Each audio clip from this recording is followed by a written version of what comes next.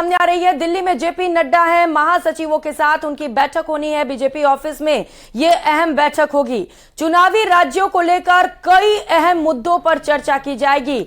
सूत्रों के हवाले से इस वक्त ये बड़ी खबर आपको बता रहे हैं कि जो अहम बैठक होने वाली है उनमें चुनावी राज्यों को लेकर कई अहम मुद्दों पर खास चर्चा की जाएगी।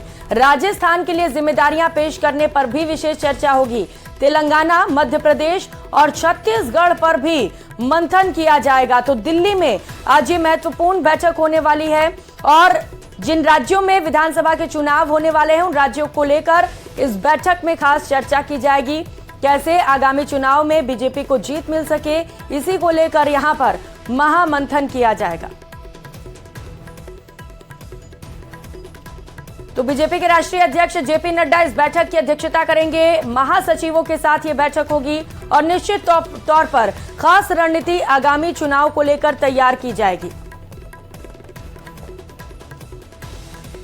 तो लोकसभा चुनाव से पहले 5 राज्यों में विधानसभा के चुनाव होने वाले हैं और इसी को लेकर ये खास चर्चा। सहयोगी विनीत कुमार दिल्ली से इस वक्त हमारे साथ जुड़ चुके हैं। विनीत, बेहद अहम ये बैठक होने वाली है, क्या जानकारी इसे लेकर?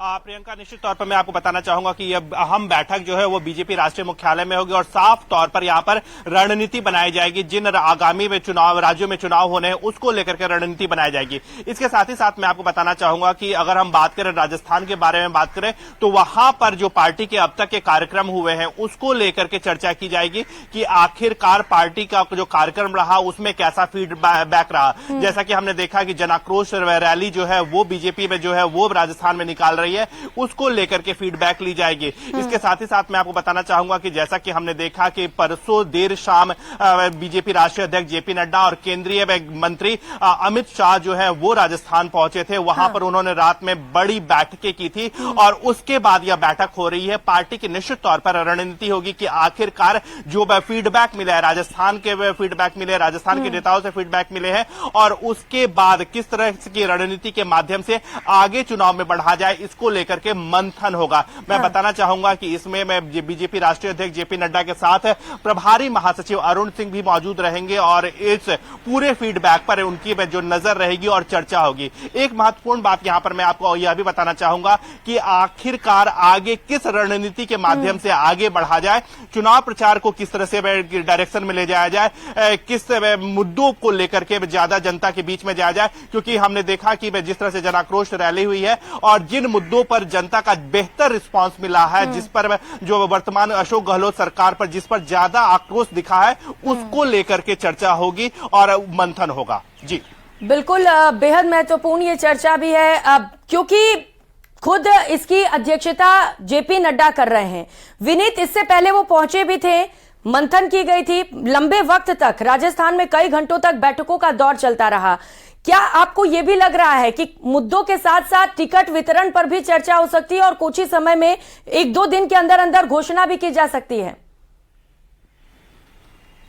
जी निश्चित तौर पर मैं आपको बताना चाहूंगा कि टिकट को लेकर के हालांकि यहां पर चर्चा नहीं होगी, क्योंकि टिकट को लेकर के जो है केंद्रीय चुनाव समिति की जब बैठक होती है और यह माना जा रहा है कि कल या परसों जो है वो केंद्रीय चुनाव समिति की बैठक होगी और वहां पर प्रधानमंत्री नरेंद्र मोदी भी मौजूद रहेंगे और केंद्रीय चुनाव समिति के जो अन्य सदस्य हैं वो भी मौजूद रहेंगे और उन्हीं की उपस्थिति में यह बैठक होगी। लेकिन निश्चित तौर पर जो फीडबैक के लिए या फिर हम कह सकते हैं कि बीजेपी के जो राष्ट्रीय अध्यक्ष जो है वो केंद्रीय चुनाव समिति के पहले जो होमवर्क करते हैं उसको वो होमवर्क जो है वो यहां पर अपने महासचिवों के साथ बैठक में करेंगे और निश्चित तौर पर ये जो फीडबैक जब केंद्रीय चुनाव समिति की बैठक होगी वहां पर जो है यह फीडबैक भी निश्चित तौर पर यहां पर काम होगा, जिसमें बीजेपी राष्ट्रीय अध्यक्ष जेपी नड्डा भी मौजूद रहेंगे और केंद्रीय चुनाव समिति की जब बैठक होगी वहां पर राजस्थान के प्रभारी महासचिव जो है अरुण सिंह वो भी मौजूद रहेंगे और वो अपनी फीडबैक को देंगे। तो जब टिकट को लेकर के मंथन होगा, हालांकि इस बैठक में टिकट को लेकर के मंथन की संभावना जो है वो कम है,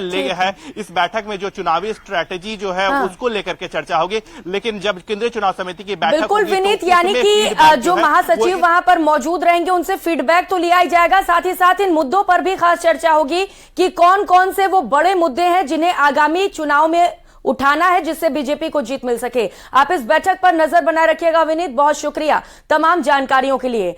तो लंबे समय के बाद आखिरकार वसुंधरा गुट के नेता देवी सिंह भाटी की आज बीजेपी में वापसी हो गई। रात 10 बजे भाटी श्रवण कुमार चौधरी, भागचंद सैनी, बीएल रेणवा भाजपा में शामिल हुए। बीजेपी प्रदेश कार्यालय में प्रदेशाध्यक्ष सीपी जोशी, नेता प्रतिपक्ष राजेंद्र सिंह राठौड़, प्रभारी अरुण सिंह और इसके साथ साथ प्रदेश चुनाव प्रभारी प्रहलाद जोशी ने पार्टी ज्वाइन कराई। इस मौके पर भाटी ने कहा कि 5 साल बाद मेरी भाजपा में वापसी हुई है। पार्टी ने मुझे गले लगाया है। किन्हीं परिस्थितियों के चलते कुछ बिंदुओं पर मैं अलग हो गया था। हम मिलकर 2023 में भाजपा की सरकार बनाएंगे।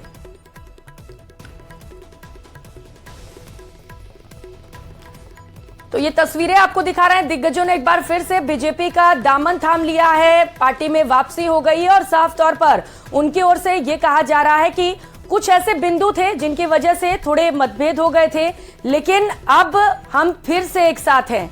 मनभेद नहीं हुए थे और यही वजह है कि दोबारा से बीजेपी पार्टी हमने ज्वाइन कर ली है और मिशन 2023 को पूरा करना है। तो लगातार बीजेपी की ओर से पार्टी ज्वाइन कराए जा रहे हैं। कई दिग्गज नेता बीजेपी पार्टी ज्वाइन कर रहे हैं। इससे पहले ज्योति मिर्धा ने बीजेपी पार्टी ज्वाइन की थी, जिससे कहा जा रहा है कि बीजेपी को शक्ति मिली है और अब कई और दिग्गजों ने दोबारा से पार्टी में वापसी कर ली है।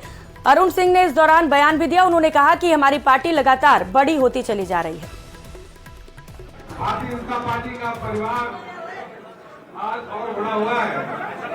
लगातार भारतीय जनता पार्टी का ज्वाइनिंग का क्रम चलता रहा। उधर इससे पहले की तरफ भेजो।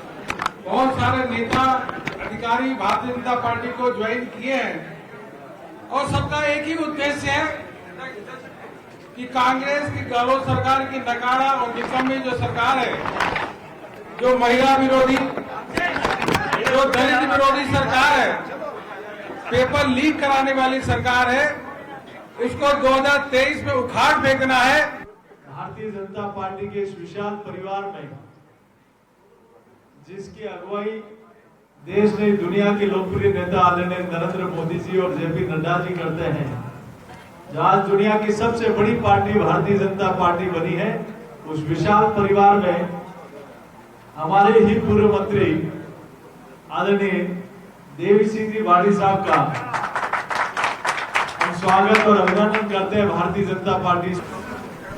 जनता पार्टी का परिवार विशाल मन का परिवार और उस परिवार में इस महीने बड़ी संख्या में लोग आए हैं और आज जो शख्सियत आई है आदरणीय देवी सिंह जी भाटी हमारे बीकानेर डिवीजन में सशक्त हस्ताक्षर है प्रतिपक्ष की राजनीति के और शिक्षा के क्षेत्र में सीएससी का नाम हम सब जानते हैं और सरवण जी, भागचंद जी और डॉक्टर रेणवा, इनका स्वागत है।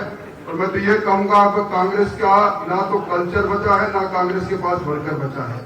भाजपा के प्रबल नेतृत्व, भाजपा में एक शक्ति पैदा करने वाले हमारे सारे मंचस्थ पदाधिकारियों को मैं प्रणाम करता हूं कि आज 5 वर्ष बाद में आपने वापस मुझे छाती लगाया और मैं भी बहुत गर्वान्वित हूं। किन्हीं परिस्थितियों से कुछ बिंदु के ऊपर अलग हो गया था मैं, लेकिन आज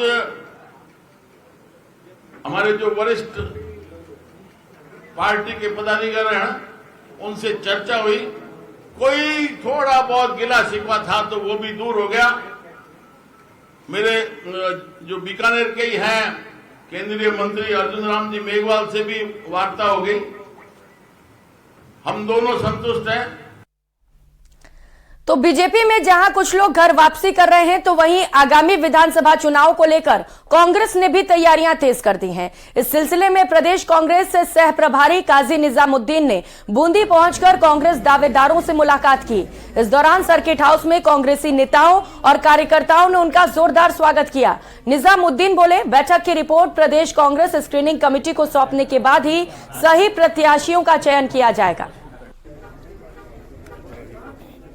हर ज़िले में विधानसभा लेवल पर हम लोग सचिव एआईसीसी जा रहे हैं ताकि अपने कांग्रेस पार्टी के हर कार्यकर्ता की बात को सुन सकें और उनकी बात को अपने प्रभारी साहब और अपने राष्ट्रीय अध्यक्ष जी, राष्ट्रीय नेतृत्व तक पहुंचा सकें, ताकि कांग्रेस पार्टी की नीति निर्माण में आने वाले चुनाव में जो नीतियाँ हम बना रहे हैं उसमें अपने कार्यकर्ताओं की, सहयोगियों की, जनप्रतिनिधियों की भावनाओं को सम्मिलित किया जाए।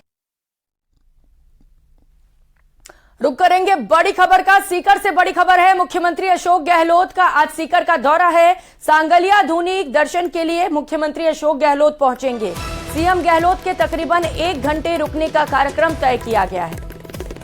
तो सीकर से बड़ी खबर आपको बता रहे हैं, मुख्यमंत्री अशोक गहलोत आज सीकर का दौरा करेंगे और सहयोगी संदीप हुड्डा हमारे साथ जुड़ चुके हैं। संदीप, क्या क्या खास कार्यक्रम रहने वाले हैं मुख्यमंत्री अशोक गहलोत के?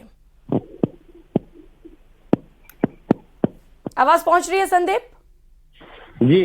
क्या है कार्यक्रम सीएम के? देखिए, मुख्यमंत्री अशोक गहलोत का आज सांगलिया धूनी आने का कार्यक्रम है, जिसमें 3 बजे मुख्यमंत्री सांगलिया धूनी पहुंचेंगे और यहाँ पर करीब 1 घंटे रुकने का कार्यक्रम है, जिसमें यहाँ के जो पीठाधीश्वर हैं, यहाँ के जो महंत हैं ओमदास महाराज, उनसे मिलने का मुख्यमंत्री का कार्यक्रम रहेगा। और इसके साथ साथ जो आसपास के इलाके के जो जनप्रतिनिधि हैं, जो स्थानीय विधायक हैं और कुछ कार्यकर्ता हैं, उनसे भी वहां पर मुलाकात मुख्यमंत्री की हो सकती है। पिछले दिनों ही मुख्यमंत्री का यहाँ का सांगलिया धूनी का कार्यक्रम बना था, लेकिन एन वक्त पे उस दिन कार्यक्रम निरस्त कर दिया गया। तो आज दोबारा से मुख्यमंत्री का यहाँ आने का कार्यक्रम बना है। जी ठीक है संदीप, बहुत शुक्रिया आपका तमाम जानकारी।